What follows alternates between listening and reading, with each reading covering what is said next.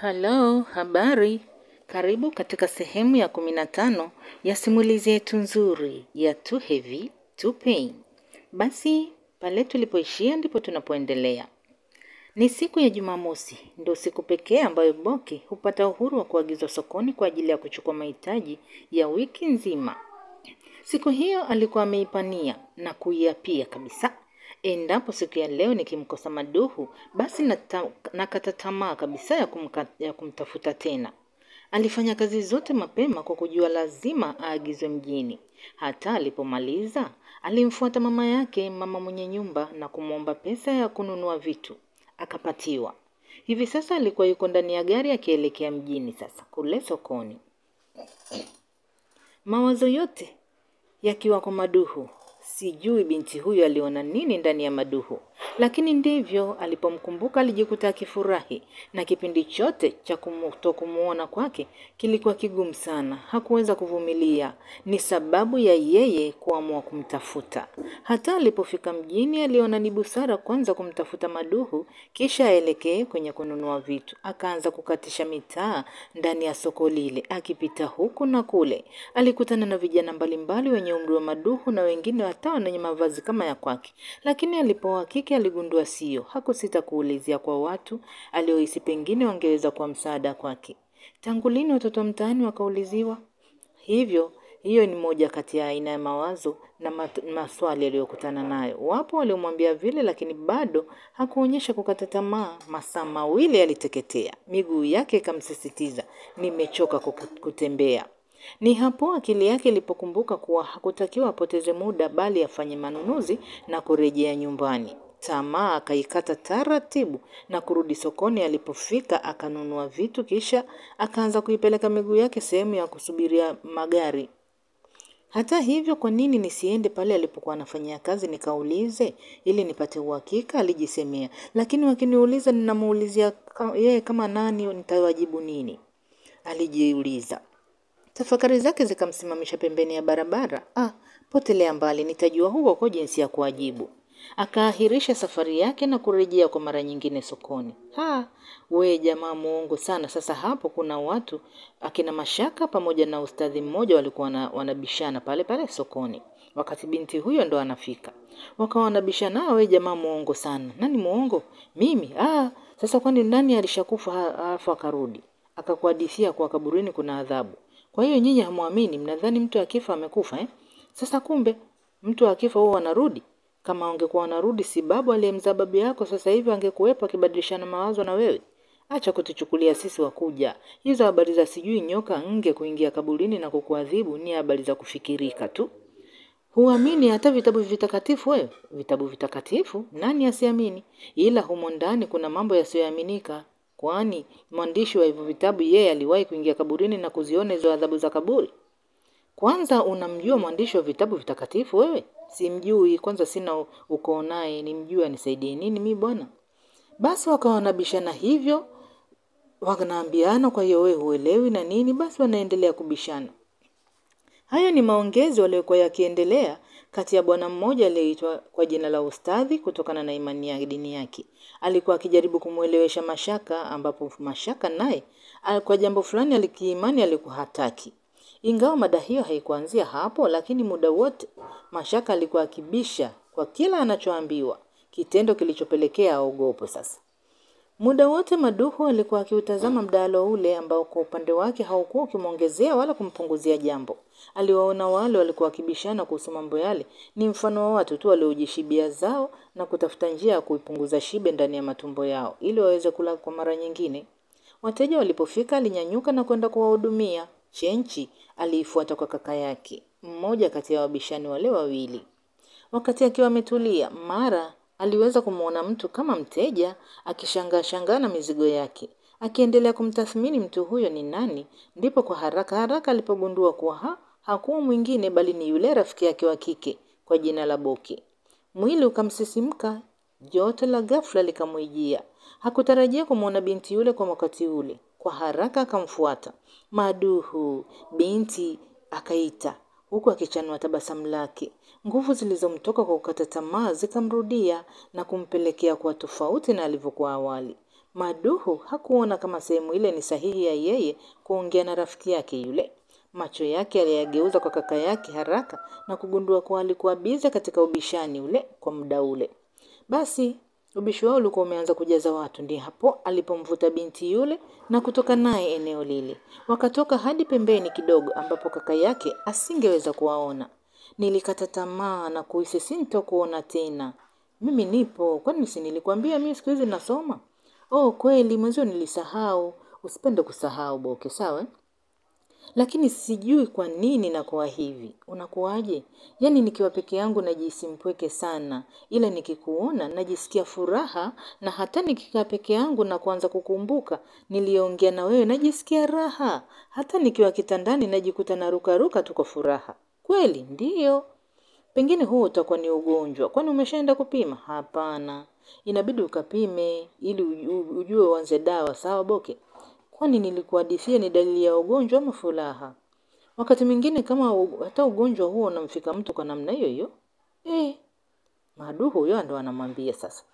Yaani umesema unasoma shule na hujui dalili za magonjwa? Huko shuleni unafanya nini sasa? Mgonjwa hudhoofika sana na anayepatwa na furaha si mgonjwa. Juzi nikiwa na rafiki yangu Kamuli, Maduhu sasa anasema. Tuliweza kumuona mwanafunzi mmoja anacheka sana wakati wa mapumziko. Nilipomuuliza, mbona mtu huyo ana furaha namna hiyo? Akanijibu hiyo ni moja kati ya dalili kuu za ugonjwa wa kichaa. Kumbe. Sasa wewe unadhani mimi nikudanganye? Chukua hii hapa pesa.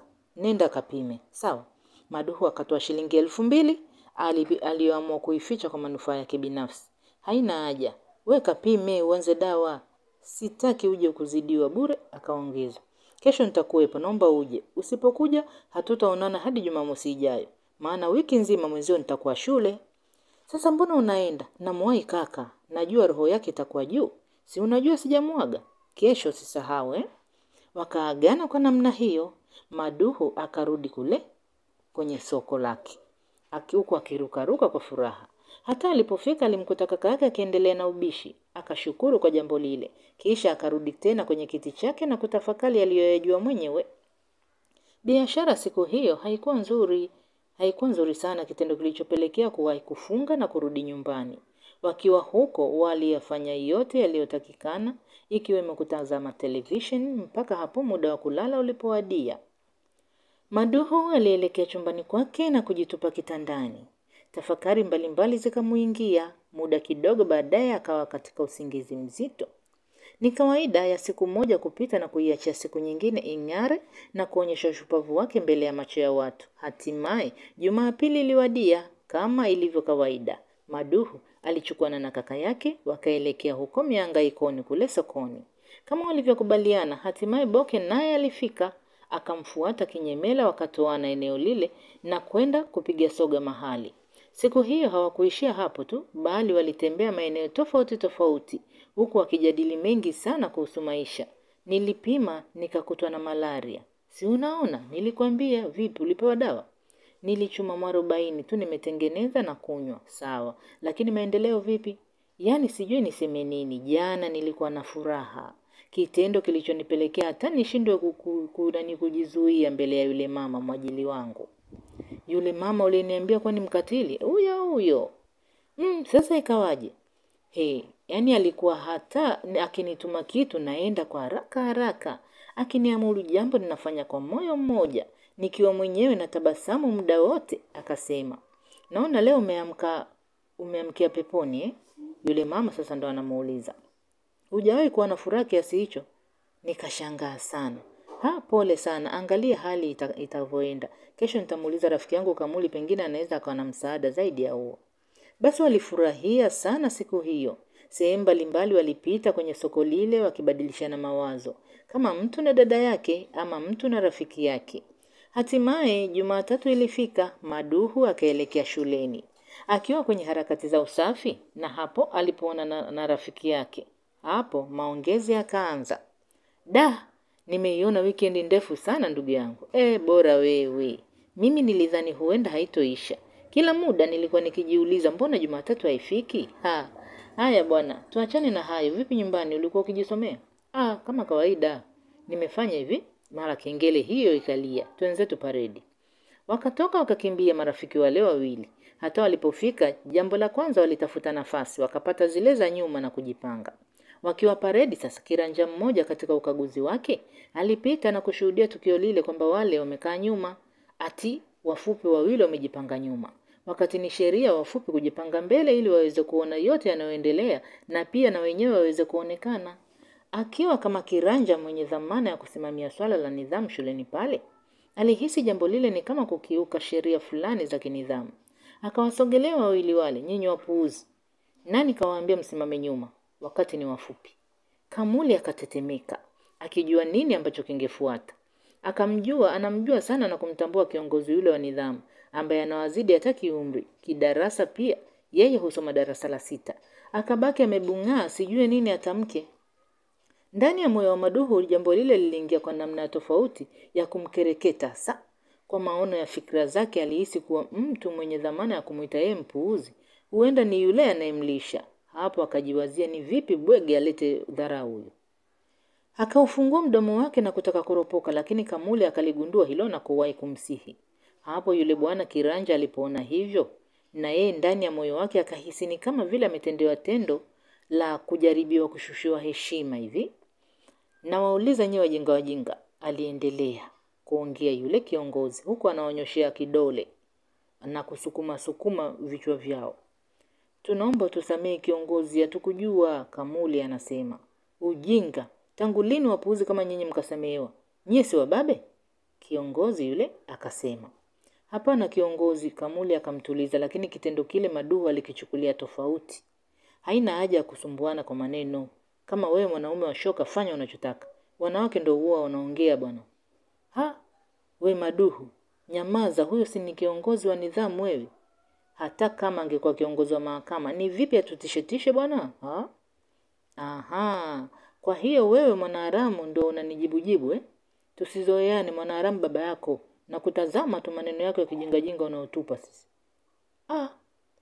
Kiranja akashindwa kuvumilia, yaani baba yake amemwacha akielekea kazini, ati muda huo anaitwa mwanaharamu. Akaitengeneza ngumi yake ya mgandamizo, kisha bila kuuliza akaitua mdomoni kwa Maduhu. Maduhu alitoa ukelele huku akishikilia domo lake na taratibu akashuka chini. Kamuli hakukubali jambo lile, na yeye akashuka chini kumtazama rafiki yake yule ni kiasi gani ameumia. Wakati huo kiranja yule akaanza kuwatupia maneno ya kebehi huku akisema lazima wapatie adhabu. Wakati yote hayo yakiendelea, wimbo wa shule ulikuwa ukiimbwa, hivyo hakuna aliyehisi kwa wanafunzi wengine kuelewa kile kilichokuwa kinaendelea isipokuwa wale waliokuwa karibu ya tukio lile. Kamuli, huyu mpuuzi amenitoa nundu? Hapana, pamevimba kidogo tu. Hebu, mbona kama unatema mate yaliyochanganyikana na mchuzi? Huyu mpuuzi amesababisha yote haya. Wacha nimuonyeshe. Achana naye, anaweza kutusababisha makubwa zaidi ya haya. Bora kuliko kunitoa damu, na yeye ni nani bwana? Tuliza hasira, tumekuja kusoma. Sasa vipi tukifukuzwa shule? Muache mbwa abweke kwao, tutamtafutia tu. Maneno hayo yalikuwa yakizungumzwa na Kamuli pamoja na Maduhu, wakizungumza taratibu sana kiasi kwamba hata kiranja yule hakuweza kuyasikia. Nyanyukeni mnifuate wapuuzi nyinyi, aliwaamuru, na wao wakamfuata. Basi akawapeleka nyuma ya shule kulikokuwa na shimo la takataka, kisha akawaambia, hakikisheni mnazichoma takataka zote hizi hadi zinaisha. Wakati hapo wakatafuta moto, kisha shughuli ya uchomaji taka ikaanza. Wakati huo kiranja yule aliondoka na kuendelea na mambo mengine. Sema tu ulinikataza, ila ningemfundisha kazi yule bwegi. Sijui kwa kuwa yeye ni mkubwa, ila angeyajua maandazi ya Mungu jinsi gani huwa yanafanya kazi kama nyenzo. Muache tu, hata mimi nina hasira naye, lakini kakupiga ngumi ya mdomo namna hiyo, siwezi kukubali. Lazima tumuonyeshe tu. Tena kama ikiwezekana hata leo nje ya eneo la shule kule. Wazo zuri hilo. Inabidi tulipize kisasi, tena tumfumue hadi ajute na ukubwa wake huu. Kwani sisi tunaogopa nyama? Hapana, sisi hatuogopi nyama bwana. Maana hata ng'ombe anazo na tunamla kila siku. Umenena safi. Nipe 5 mwanangu. Basi wakaendelea na kazi ile waliopewa mpaka hapo walipoimaliza. Walielekea darasani na kukuta tayari kipindi kikiendelea, wakajiunga na kuanza kusoma. Walifanya yote yaliyotakikana kufanyika siku hiyo, mpaka hapo muda wa kutawanyisha ulipofika. Kama kawaida, wao hutawanyishwa kabla ya wanafunzi wengine. Wanatoka saa 6 wakiwa ndani ya akili yao sasa na wazo lile lile walilokuwa nalo la kufanya kisasi. Hawakutaka kuondoka bila kumwadibisha kiongozi huyo aliyewatukana na kuwadhalilisha. Kamuli alipoombwa wazo la nini afanye, alisema, "Fanya kitu kimoja. Nyumbani kwetu ni karibu, twende huko. Tukapumzike mpaka muda wa kutawanyishwa kwao sasa, wao wa darasa la 6. Sisi turudi kumtafuta kisha tumfunze adabu." Umeona? Basi hao wakakubaliana hivyo. Ni wazo hilo ambalo Maduhu hakupingana nalo. Wakachukuana hao, Kamuli akiwa kiongozi na Maduhu akifuata nyuma, taratibu hadi wakafika. Wakubwa waliokuwepo pale hawakusita kuwasalimu, kisha wakapitiliza hadi kwenye chumba cha Kamuli. Na baada ya kufika huko sasa, hata baada ya Maduhu kukitazama chumba kile kwa umakini, hakusita kuzitoa sifa nyingi sana na kumkabidhi rafiki yake. Nashukuru sana, alisema, kisha maongezi yao yalibadilika katika hali tofauti tofauti. Muongelewaji mkuu ndani ya vichwa vyao pale ilikuwa ni yule kiongozi aliyewapokonya furaha ndani ya nyuso zao na mioyo yao. Yaani ngoja tu, utaona nitakachomfanya. Yaani hata hivyo wamekaribia kutoka shule, sasa hivyo watatoka. Huyo ni wa kupiga mpaka ugue. Umesema kuhusiana na kuugua, ndo nimekumbuka jambo. Lipi hilo? Nina rafiki yangu mmoja hivi anaitwa Boki. Jina la kike hilo lakini. Ndiyo, hata yeye ni wa kike. Imekuwaje?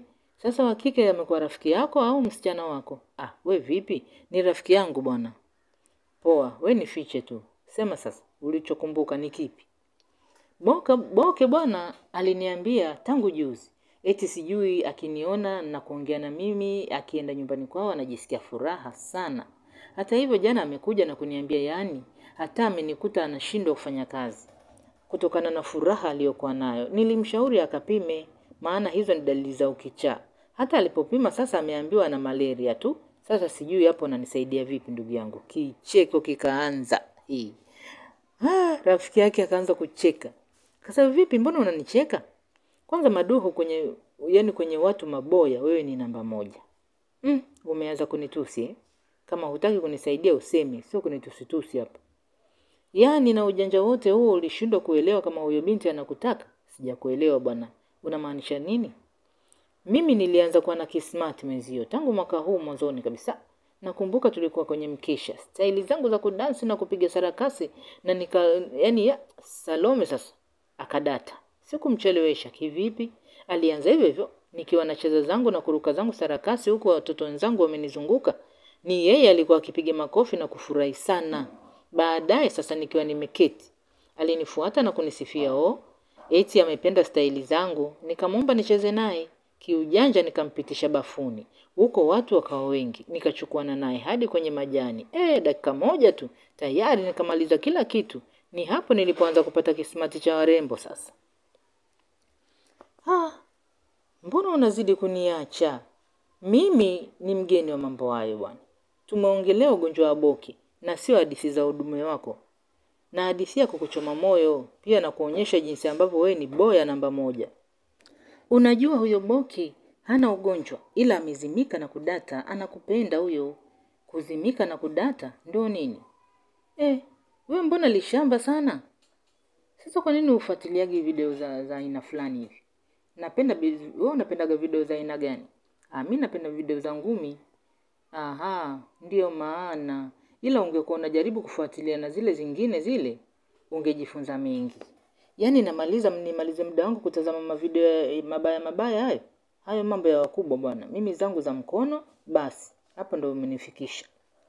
Na unakuwa boya hivyo. Huyo mwanamke anakupenda, sema anashindwa kuwaambia. Wacha nije mara moja. Basi Kamuli akatoka, kisha akaelekea moja kwa moja hadi ndani. Akamkuta mama yake na kumuomba chakula, akapatiwa na kuchukua maji ya kunawa. Akarejea na kutenga. Maduhu, inuka kitandani, uje tuvurumishe matumbo hapa. Mimi nimeshiba bwana, wewe endelea tu. Jamaa muongo wewe, hatari. Yaani wewe tumetoka wote shule sasa hivi, tena tumbo lilikuwa linakunyonga kwa njaa. Vipi useme umeshiba? Akaongeza. Njoo tule bwana, mimi na wewe tumekuwa ndugu bwana. Basi Maduhu akajitoa kitandani tena kwa sura ya aibu. Alikuwa anaona aibu kidogo. Kisha akajiweka sawa kwa ajili ya kupata chakula. Walikula kwa pamoja huku wakiongea haya na yale. Walipomaliza waliendelea na mambo mengine. Saa ya Kamuli ilitoa mlio kumaanisha kwa tayari muda rasmi ulikuwa umefika. Wakaambiana twende, saa 8 hii, watakuwa wapo paredi sasa hivi. Basi wakatoana hao na kuongozana moja kwa moja. Wakiwa njiani walipanga mbinu mbalimbali watakazozitumia kumfunza adabu yule mbaya wao. Hata walipofika, walifikia pazuri sana, hawakusumbuka kumtafuta adui yao, bali walimuona akiwa barabarani, akilifuata barabara iliyokuwa ikielekea kituo cha Ghana, akiondoka kwao. Basi naomba tuishi hapa kwa leo. Karibu katika sehemu inayofuatia simulizi yetu nzuri ya Too Heavy to Pain. Asante kwa kuwa nasi mpaka mwisho. Kwa heri.